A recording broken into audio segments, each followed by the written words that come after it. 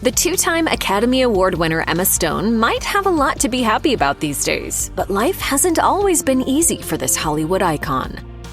Anyone who's ever stepped onto a stage or in front of a camera will appreciate an actor's impressive ability to withstand stage fright. But what Stone had to overcome to thrive as an actor was far worse than your average nerves. During a 2018 conversation with the Child Mind Institute, she revealed that she had been diagnosed with generalized anxiety disorder as a child. She also experienced panic attacks, the first of which she suffered at age 7.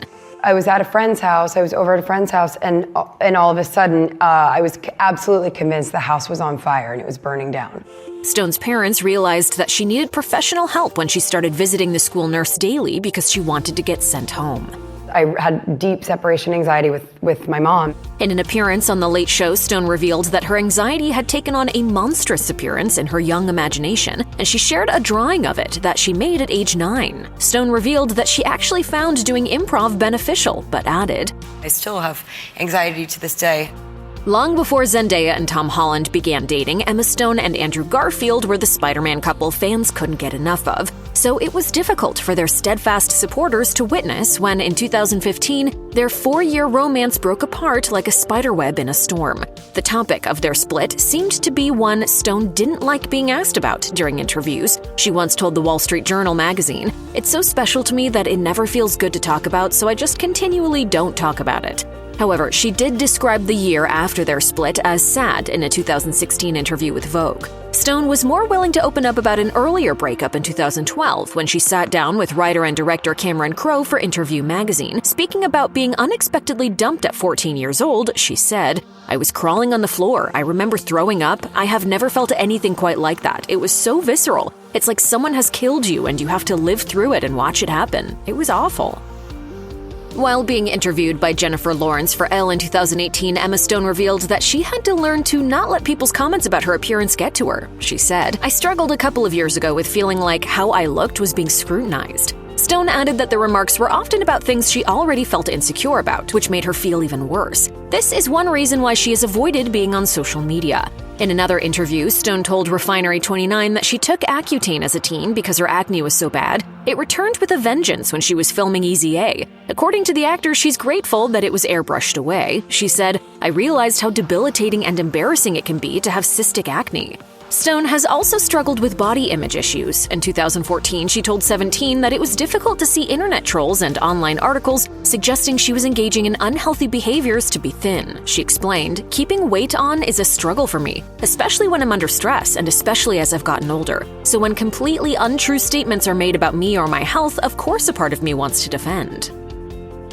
Emma Stone's mother, Krista Stone, means the world to her. She once told Glamour, "She always helps me deal with things as they happen instead of planning them all out ahead of time." And the mother-daughter pride seems to go both ways. Krista even displays her daughter's first Oscar in her home. Did she ask before she took it? No. Okay, gotcha. No, she did. Okay, nice.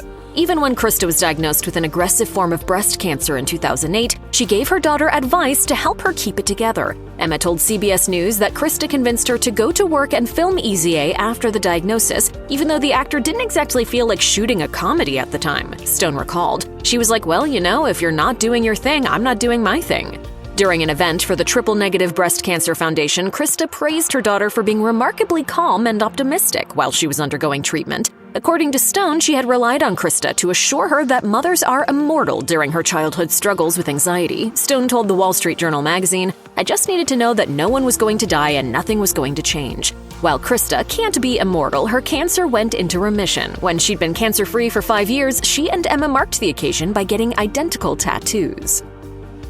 Emma Stone once shared her acting philosophy with CBS News, telling the outlet, "You have to have a thin skin. As a creative person, you have to." She said that becoming numb to the pain of rejection has the downside of making actors less emotive when they're in front of a camera, but letting herself feel those repeated pangs of disappointment when she doesn't get much desired parts can't be easy. Stone once explained to BuzzFeed News why being overlooked for roles was especially difficult at the beginning of her career, saying, "It feels devastating because you think everything is your chance." One of her earliest rejections really stung, not just because it was a role she wanted, but also because of the circumstances surrounding it. She remembered, "Heroes was tough because I could hear them through the wall telling Hayden Panettiere, 'You got the part, you're the best.' And then I went in right after her." The experience left her wondering if Hollywood would ever give her a chance to prove herself. Soon after, Stone's Superbad audition secured her a breakout role. Now she views all the parts that went to other stars in a much different light. As she told BuzzFeed News, "You're more lucky for the things you didn't get than the things you do, because they could change the course of your life." If you or someone you know needs help with mental health, please contact the crisis text line by texting HOME to 741-741. Call the National Alliance on Mental Illness helpline at 1-800-950-NAMI 6264 or visit the National Institute of Mental Health website.